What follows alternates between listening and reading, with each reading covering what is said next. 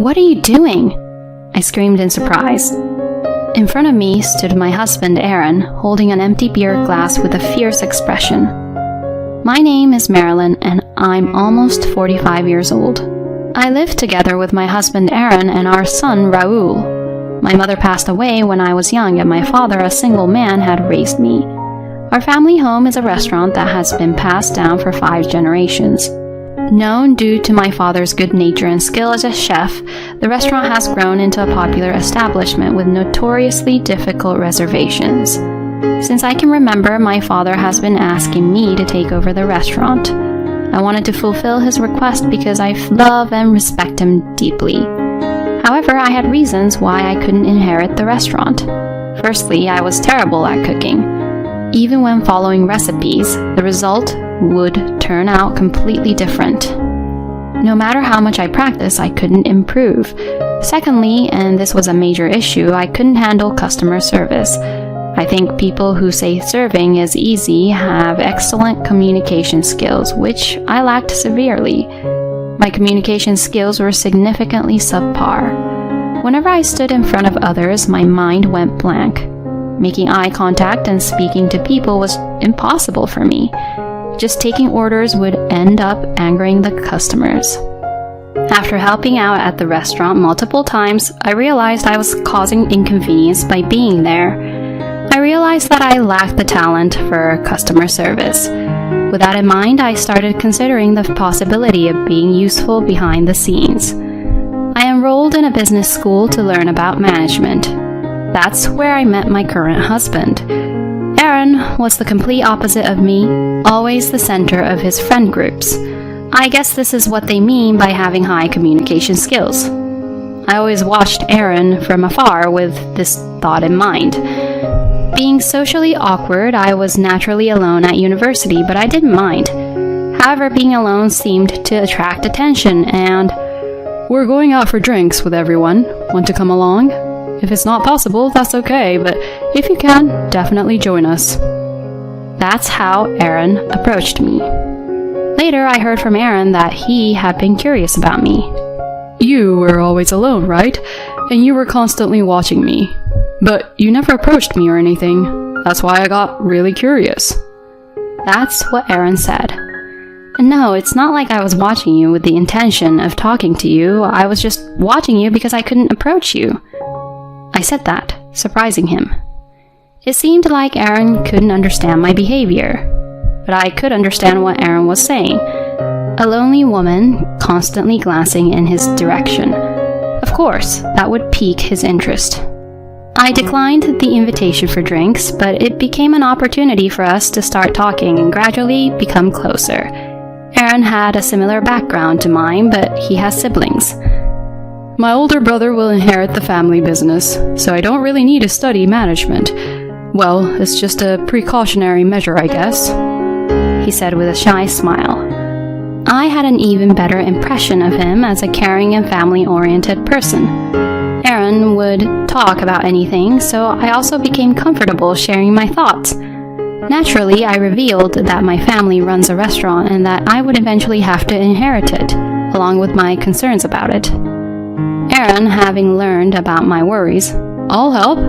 I'm good at customer service that you struggle with, so I can assist you," he said. "Huh? Really? So does that mean you'll become my husband?"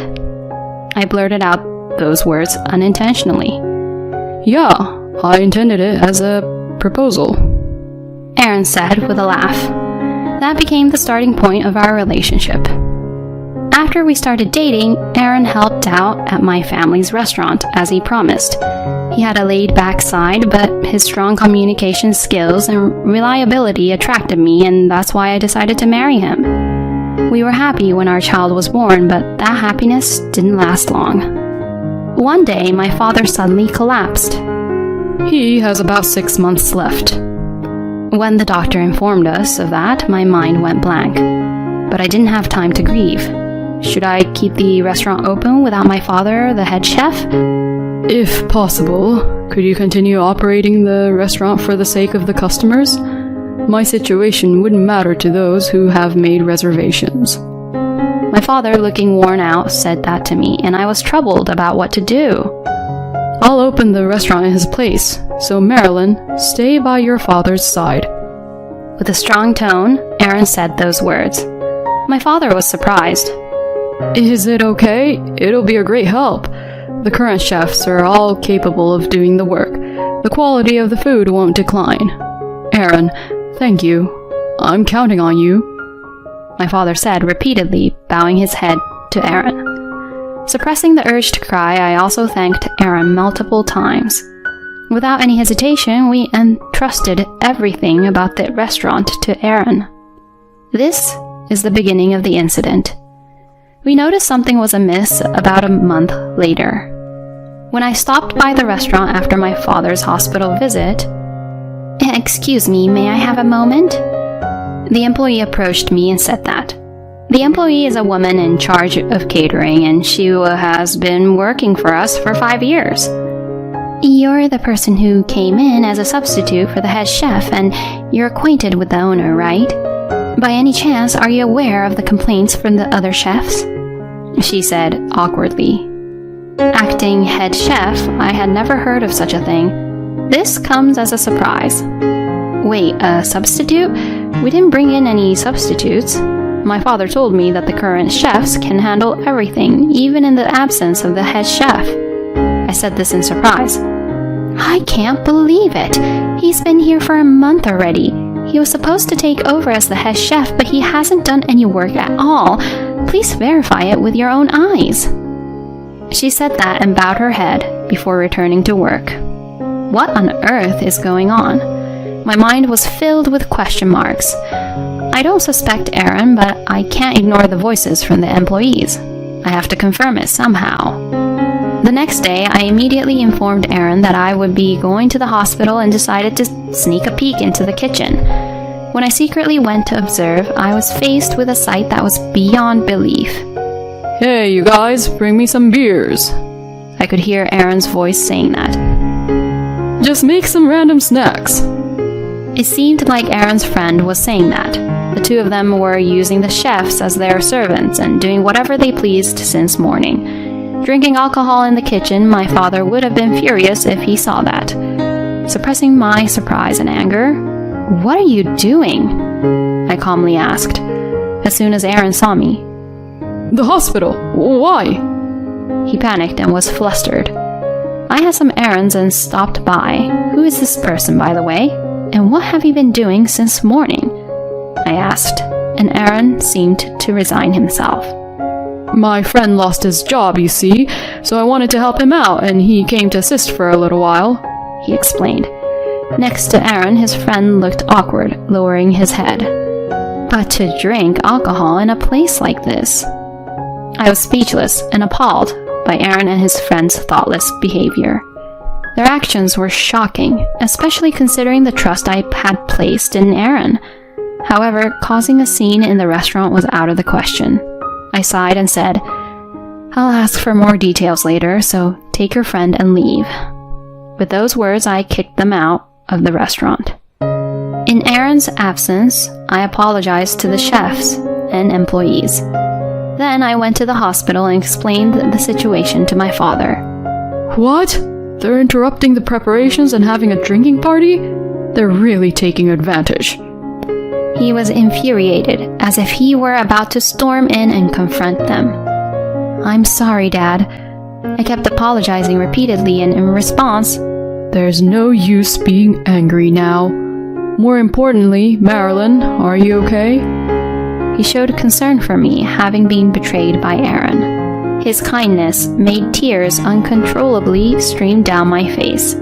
As I discussed the future with my father, our visiting time came to an end. Am I going to talk to Aaron now? I can't forgive him so easily. What should I do? With those thoughts weighing heavily on my mind, I made my way home with a heavy heart. Hey, Mom, you're alone? My son, who had arrived home earlier, said with surprise. "Yeah, I'm alone, but why are you asking?" I replied. Dad left just a while ago. I thought he went to pick you up. I even made dinner for everyone. Raoul said with a troubled expression. my son Raul is skilled in cooking and attends culinary school. Whenever he has time, he cooks meals for the family. I'm really hungry already. Why don't we eat together first? I acted cheerfully. Honestly, I felt relieved that Aaron wasn't there because I didn't want to see his face. While having a meal with my son, Mom, how's Grandpa's condition? Since I have no school tomorrow, can I go to the hospital with you? My son asked, and we made a promise to go to the hospital together. My son, who adores his grandfather, had been diligently visiting him in the hospital. Talking to my kind son seemed to cleanse my heart. From that day on, I didn't run into Aaron. I was busy taking care of my father and work, and when I returned home, it was already late at night, so I would quickly fall asleep out of exhaustion. On the other hand, Aaron would come home, but I had no idea where he went or what he was doing. I realized that Aaron was avoiding me, but I was too busy to do anything about it, and as months passed without finding time to talk to Aaron, my father passed away. As soon as the funeral was over, I was overwhelmed with deep sadness and became completely worn out. In that state of lethargy, Aaron took the initiative and acted in my place. Despite avoiding each other until now, there were so many things I wanted to say to Aaron, all of a sudden, but I couldn't find the energy to say them. Mom, I'll help out at the shop. Take some time to relax. My son spoke up. That's right, leave the shop to me and Raul. Aaron also chimed in, but I coldly replied, I'm sorry, but I can't entrust it to you. Aaron chuckled with a smirk and said, I understand, but isn't it worrisome to rely only on Raul? I won't do the same things as before. I won't go into the kitchen, he said. Certainly, I couldn't entrust the shop solely to my student son, but I had no choice but to seek help from Aaron, who was still part of our family. So, temporarily, I entrusted the management of the shop to Aaron. Little did I know that this decision would become the biggest mistake of my life. They say people change with money, and Aaron's transformation was evident for all to see. Suddenly, his appearance became flashy, and he started going out for drinks frequently, using business as an excuse. He would come home drunk in the early hours of the morning. When I would reprimand them, he replied, Shut up! Building connections with fellow professionals is also about attracting more customers. It's absurd for you to complain when I'm doing it for the sake of your shop, he retorted, getting defensive. But things have been strange lately. Even the clothes you're wearing now, all of them are branded. I pointed out his careless spending. Listen, you can't represent a long-standing establishment looking shabby. I'm considering the brand image of your shop. With a sigh that showed his annoyance, Aaron continued. If you don't pay attention to these things, you'll go under, he said. Those words left me exasperated. My father managed to run the shop successfully without dressing up like that, I replied. Then Aaron, Huh? Your father is just a chef.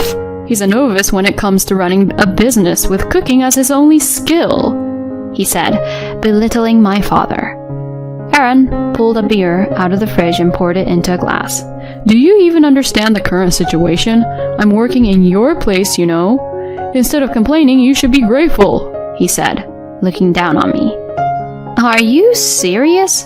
I asked. Just think about it. When you were involved in running the business, you couldn't have this kind of lifestyle, right? I have a better sense of management. I feel sorry for your father, too. He couldn't enjoy himself before he passed away. Saying that, Aaron laughed and gulped down the beer. Watching him, all the blood drained from my head. I felt a rage so intense that my vision darkened. Sense of management? Cut it out already. I've been handling the bookkeeping for a long time, so I'm well aware of the business situation. Where on earth is all this disposable income coming from? Have you been touching the shop's money? And as soon as I questioned him, Shut up! Aaron shouted angrily. At the same time, I became drenched. What are you doing? I screamed, not understanding what had happened. Aaron raised his voice. Who's responsible for our luxury? If you don't like it, then get out! He stared at me with a terrifying expression. In shock, I stood frozen in place. Mom, are you okay? My son said while running up to me. I finally understood the situation when I saw that Raoul had a towel in his hand. Aaron had poured beer all over me. As beer dripped from my hair and the scent of alcohol filled the air, I couldn't stop the tears of frustration. Dad, you've gone too far. My son said to Aaron. Do you think that's okay? You'll end up leaving too. Aaron smirked and tried to intimidate even our son. In that moment, as I tried to intervene, You should be the one to leave, my son said coldly. I was speechless and surprised at that statement from my normally mild-mannered son. Aaron was also upset by the unexpected turn of events. I said leave. And when my son said it again, Aaron's face turned bright red. You dare tell your own parent to leave? You're no longer my son, someone like you. Get out right now, immediately. Aaron shouted at our son, grabbing his arm and trying to drag him towards the entrance. However, our son easily shrugged off Aaron's grip and said, Just stop it already. You're the one who should leave. This is my home, he said. My husband's eyes widened and he froze in place. This house and the business are under my name. I received them as a gift from Grandpa while he was still alive.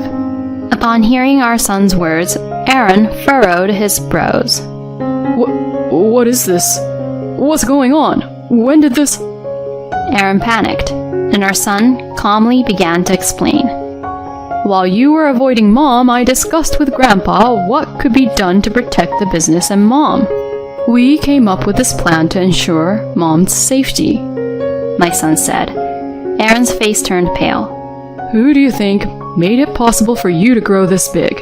You're forgetting the favor I did in raising you. Aaron spat out his words. I haven't forgotten. I grew up because Grandpa and Mom worked hard for me.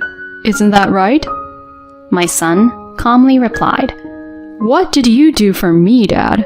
When it came to tuition fees and career choices, it was Grandpa and Mom who were there for me. You were in no position to tell me to leave. With relentless words from our son, Aaron hung his head and slumped his shoulders. And with an empty expression, he said, How is Marilyn going to run the business in such a situation? You're so reliant on me, yet all you do is talk back. If you apologize now, I'll forgive you. Come on, apologize quickly.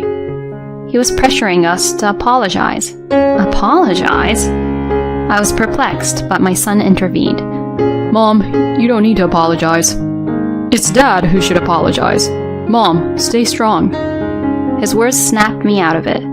You're right. I'm not in a state where I should apologize anymore. Saying that, I handed over a document. Huh? What's this? It's the divorce papers. In reality, after discussing the future with my father, I had gone to retrieve the divorce papers. I couldn't forgive being betrayed. But then my father said, You can get a divorce anytime. First, think carefully about your own happiness before making a decision. He advised me, and I had been thinking about it all this time. Finally, I had my answer. Please divorce me. When I said that, Aaron's face contorted and he replied, No way. You must be joking, right? He said. She's not the kind of woman who jokes about something like this. Aaron, you know my mom's personality better than anyone, right? He looked straight into Aaron's eyes.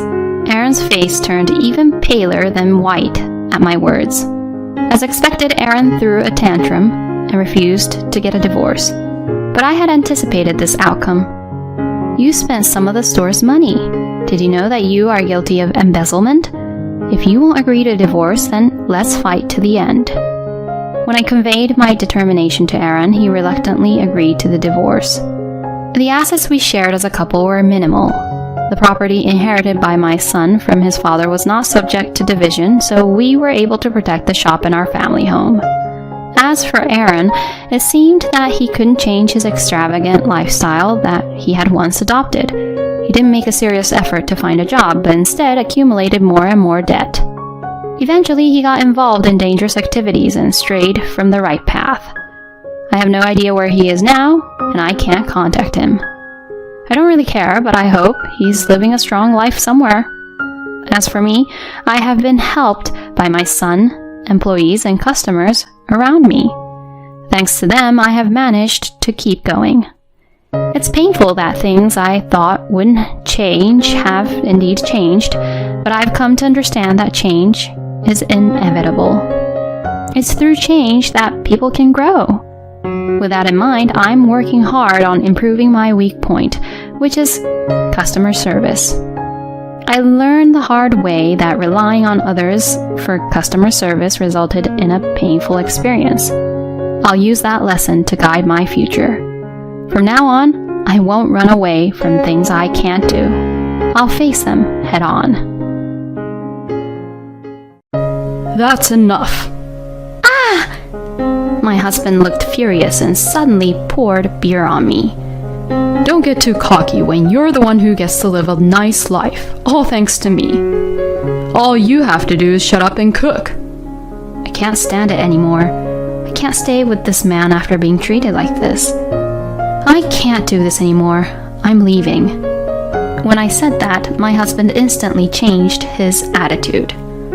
Oh, no, please don't do that. Actually, my husband had to deal with some situation on his own. But it doesn't matter to me anymore, and it's none of my business. You can go straight to hell. My name is Francine. I am a 34-year-old office worker. My husband Wally and I have been married for almost 4 years. We met at a blind date. My husband is an office worker working for a major company. He was 1 year younger than me, so we were almost of the same age, and the conditions he had were perfect. And when we sat next to each other and talked, we had a lot of fun, and I was instantly attracted to him. We then exchanged contact information and started meeting just with the two of us. We went out for drinks after work, went on dates on our days off, and grew closer. Soon, we started to officially go out, and we're a happy couple. It was about a year into our relationship when we got married. Just as I was about to celebrate my 30th birthday, Wally proposed to me. I want your last memory of your 20s to be a proposal from me. Francine, please marry me. Yes, I can't wait to get married to you, Wally. I was beyond happy. And so, like this, that was how we got married. Married life with Wally was very enjoyable, and I was happy. However, there was one thing that surprised me a little. My husband was extremely a frugal person. We will live with less than $2,000 a month, which includes the rent as a married couple. My husband said something like that the moment we got married. And then he proceeded to live a frugal life more and more. For the time being, we'll live in this apartment's room. He showed me a page of an apartment room from the real estates he found on the internet. It was a one-room with dining room and kitchen for $750 per month for rent. I thought it was a bit small for a married couple like us, but after hearing my husband say that he would prefer to have lower fixed costs, I thought that was true, so I agreed to his proposal. When I went to go look at the rooms, it looked surprisingly easy to live in, so I had no issues with it. Then my husband said that we both should contribute $500 for living expenses. The rent was also split 50-50, so we were paying about $900 per person. The rest of the money we both save and spend on hobbies and things we each want. My husband works for a major company and his income is much better than mine. And yet, I thought it was great that he was trying to save money that way. I am also thankful that if the amount I pay is about $900, I have a good amount of money for my savings or for my hobbies. I'm not the type of person who is that greedy to begin with, and I was saving for our future life as a couple. My husband saves a lot more than I do, since he hardly buys anything new, and he seems to be working hard to save money. He works for a major company, is kind, good-looking, and frugal, which is impeccable. I thought I got married to a very nice, kind man. But there was one thing that bothered me a little. My husband would not open a joint account for us as a married couple. Well, it's fine if we don't do that. But if we are both working hard to save money, I think it would be better if we could visualize that we are saving money together by putting it in the same account. This could also motivate us to maybe save even more, because then maybe we can think that we can finally dream of buying a house and owning our own home in the future. Well, that's what I at least think, but when I tell my husband about it, he always brushes it off. If we set up a joint account, and if something happens in the future, and one of us is unable to put money into the account, it'd be a hassle for the one who would end up always putting the money in the account. Don't you think so? I think it's better to keep the money separated in such a way that both of us are independent on their own. You think so? If that's what you want, then I wouldn't mind, I guess. If my husband is not willing to do it, I don't want to force him to do it.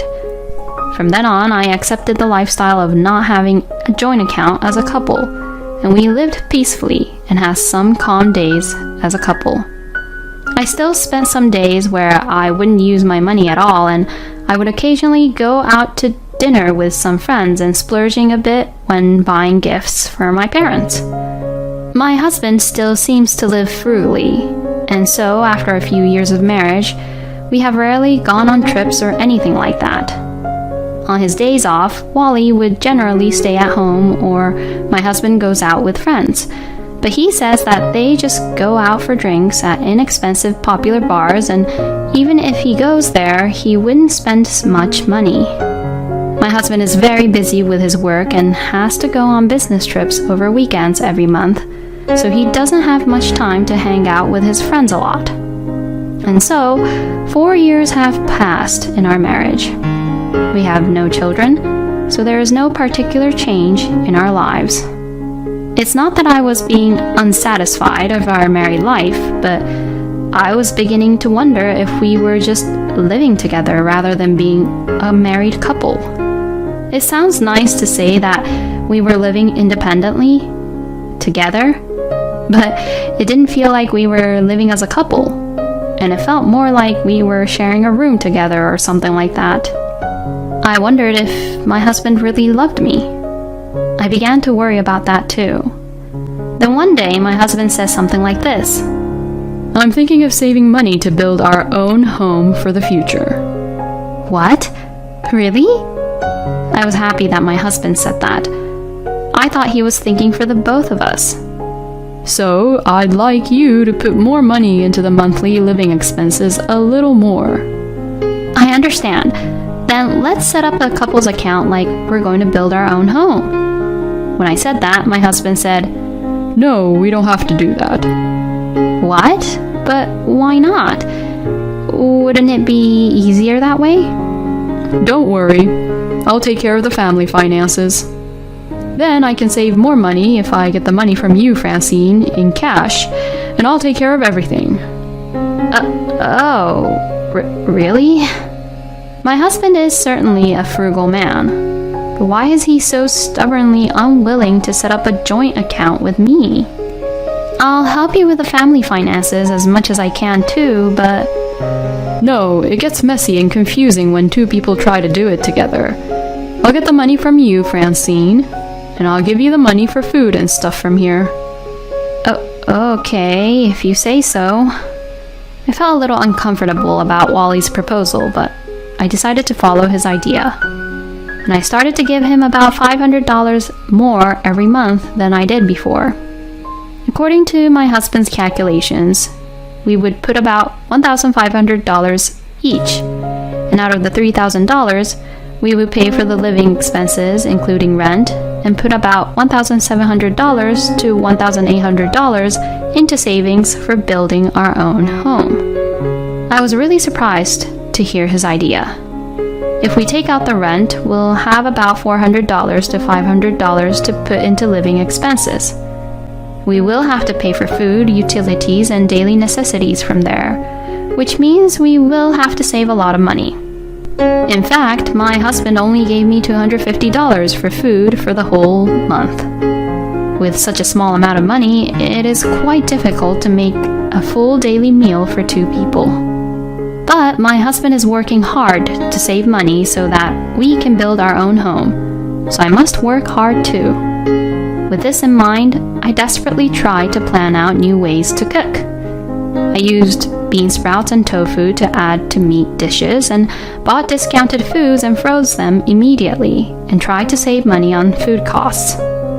I thought to myself that I was making a lot of effort, but my husband gradually began to complain about the meals I have been cooking recently. Hey, lately, the meals you make always seems to be really bland. When he complained about this, I was a little offended. Well, that's because the amount of money you give me for our meals is quite small, so I can't help it. I'm trying my best, you know. When I said this, my husband's eyes widened, and he became angry. Why are you being so cross with me? I'm saving money for our own home, you know. Even if that's the case, we're going to have to spend a little more on food, or else we'll end up eating meals like this all the time. Oh, don't be such a crybaby. I've given you enough money, haven't I? You just have to work it out. I won't increase the food budget from $250. End of discussion. You're the one who has to make the meals in a way that I'd be satisfied with. Wow, this was just too much. Why would he say such outrageous things? But my husband stubbornly refused to increase our food budget. So I had no choice but to add about $100 from my own income and increase the food budget myself to make ends meet. I knew that if I did not do this, our food situation would become worse and worse. My husband wanted us to cut back on food, but he wanted to drink on the weekends, so he always made me buy beer for him. I thought we could save a little more money if we didn't have that, but I knew that my husband would lose his temper unreasonably if I said that, considering how he was during our last fight. So I didn't have the courage to tell him. And at that time, I still loved and had affection for my husband. So I wanted to make an effort and, if possible, bring things back to the way my husband wanted them to be. However, my thoughts were shattered in an instant. On that day, I had been asked by the person in charge to deliver materials at work. The person in charge had forgotten the material and gone to a client's office, so he called the company in a hurry and someone was assigned to bring it there. And I happened to be available, so I said I would go myself and got in the company car and headed off. On the way there, while waiting at a traffic light, I spotted my husband in town. He was walking with a woman, and the woman was clinging onto my husband's arm in broad daylight. I could not believe my eyes. The woman was an employee where she worked in the same company as my husband, and she was clearly younger, and I was sure she had been at our wedding. Why did they look so close to each other? It was strange to see them clinging onto each other like that. I began to think that Wally was having an affair with that woman. Then I wondered if everything Wally had done up to that point had been for that woman. The unusual frugality, and even more so, Wally's recent words and actions. I think he may have been having an affair and wanted the money to spend for himself and for his mistress, which is why he didn't set up a shared account with me. I don't have any proof yet, but if that's the case, then that's just horrible. It would mean that my husband is limiting his life with me and using the money to have a good time with the woman with whom he is having the affair with. The lights changed and I had to continue driving, but my husband and that woman had their hands on the door of a fancy restaurant. It was lunchtime, which probably means they went to that restaurant for lunch.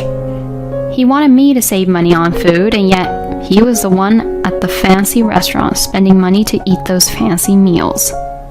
I was just filled with anger. And it was at that moment that my feelings for my husband was completely gone. I then asked the investigators to investigate and find out if my husband was having an affair. If he was having an affair, I would divorce him. I was determined to do so. And when the results of the investigation came out, I went to get them. As a result, my husband did have an affair behind my back. He was having an affair with that woman. Moreover, as a result of the detailed investigation, there was information that they had been together before we even got married. In other words, they had been having an affair for more than 4 years. And now, knowing that fact, I could not forgive my husband. I wanted to beat him up right now, but that would put me at a disadvantage. I decided to calmly make various preparations. First, I consulted a lawyer, prepared to get alimony, and then went to a real estate agency to look for a room to live on my own. But when I was somewhat ready, I had an argument with my husband. This was all triggered by none other than my husband. Don't you think your cooking is getting bland again? Come on, don't serve the same side dishes as yesterday.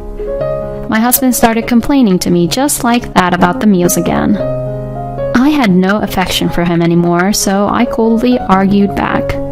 You're the one not providing enough money for food, so it's no wonder, don't you think? It's your fault that you don't try to increase our food budget. When I said this, my husband stood up with his eyes wide open. Then he took me by surprise. That's enough. My husband looked furious and suddenly poured beer all over me. Don't get too cocky when you're the one who gets to live a nice life, all thanks to me. All you have to do is shut up and cook. I can't stand it anymore. I can't stay with this man after being treated like this. I can't do this anymore. I'm leaving. What? You're leaving? Yeah, I can't live with a lousy scumbag man like you. I said that to Wally while getting a towel and wiping my face with the beer. My husband was clearly upset, as if he didn't think I was actually going to leave. Don't be so stupid. You are my wife. You're supposed to stay at home, do your chores, and contribute financially to the family. My husband is pushing his own selfish logic onto me.